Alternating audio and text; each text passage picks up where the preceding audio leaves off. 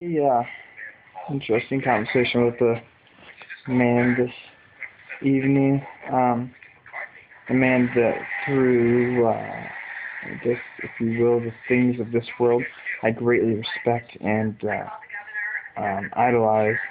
He's done a lot of good for the world, but he's more of a charitable man than I am by far. On an atheist side or a faith-based side, no matter what side, that a faith that believes in giving to charity, he has done very well, done a lot of good for mankind.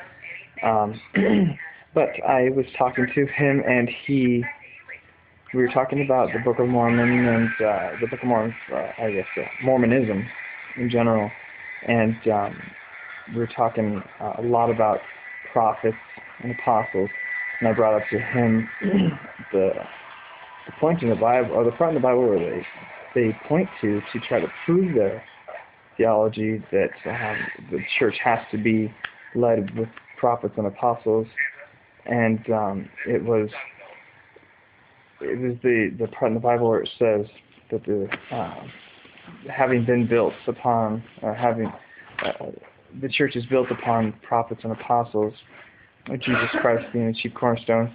It's Ephesians 2:19 through 20, I believe. If you want to check the reference, do the 20-20 rule, or even if you want to go even further, 50-50 rule, which is 50 verses back and 50 verses forward, or if you're doing the 20-20, 20 verses back, 20 verses forward, to make sure that you have the context. But the context of it, he's talking about the body of Christ and getting rid of temples altogether, the brick and mortar style temple.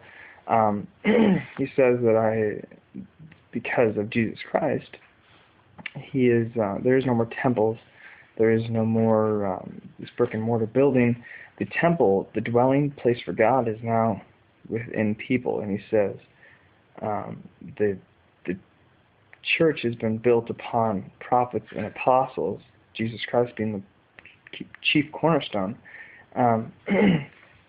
Built, when you look at it, when you look at the words surrounding it, it's apoikoto methantes, sorry for the pronunciation, but when you read it the proper way, or if you speak it the proper way to somebody who understands it, it means to having been built, a past action. It's a passive participle, referring to a past action that is 100% complete. It's saying a foundation, a built foundation, not continuing now that it's done. The question that I had was, did Jesus Christ lay a faulty foundation, or is the LDS Church doing some remodeling? This man really didn't have too much to say about that. I was kind of appalled that I had done so much homework on that certain thing, because we had had this discussion.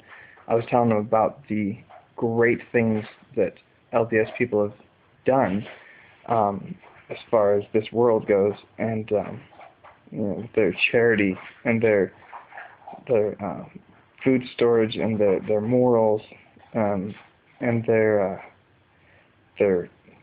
sticking to what they believe no matter what. They have very strong faith, which is amongst generally the general populace has things that are a lot of the time failing in Christianity.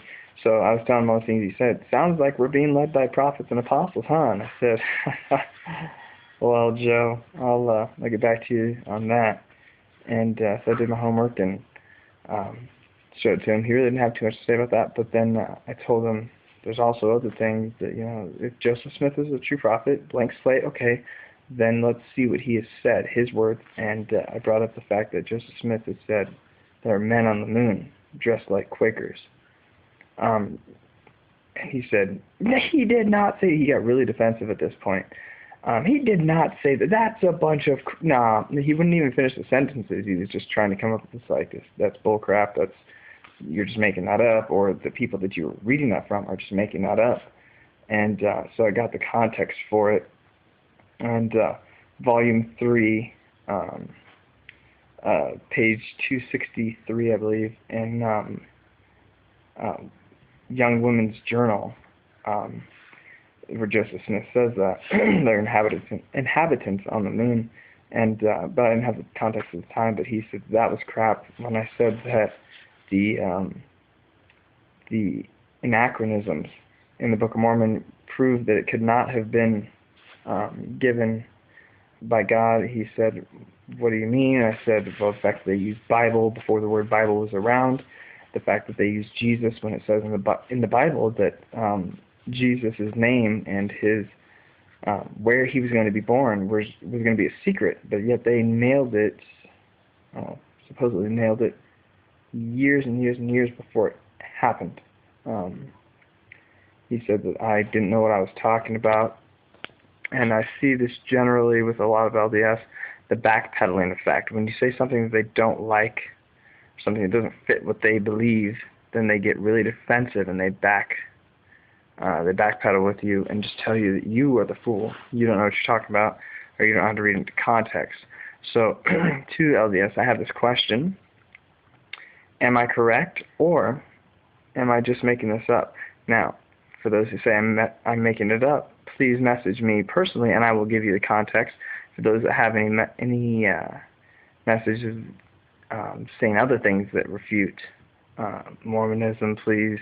And this is not a Mormon bashing thing. If you're going to say something, make sure that you have a reference that is verifiable to check out. And with that, I will see you later, world.